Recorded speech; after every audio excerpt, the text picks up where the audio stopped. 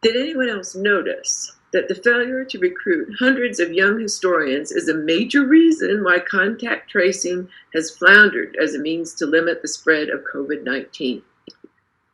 Contact tracing, that is, the practice of talking with people who have been diagnosed with the COVID-19 virus and asking them to identify people who have been in their company, initially seemed very promising. If you could discover a chain of encounters, teams of workers could keep track of exposures and encourage those at risk to limit their interactions with others.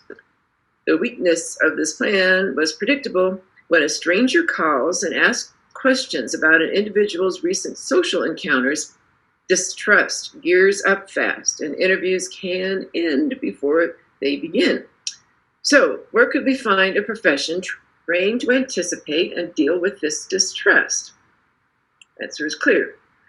To persuade witnesses to history to talk openly about their memories, practitioners in the field of oral history have had to figure out how to use patience and persuasion to gain the trust of their sources. Just as important, oral historians have had to learn how to create and maintain well-organized records of their findings. The United States has an abundance of young people who majored in history and who are frequently told that there is no demand for their skills.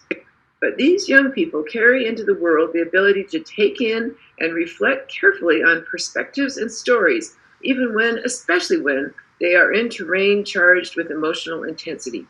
Equally important as a qualification, the cohort of underemployed young historians originate in every locale in every region of the United States, represent many ethnic and racial groups, and are literally at home in every variety of urban, rural, and suburban community.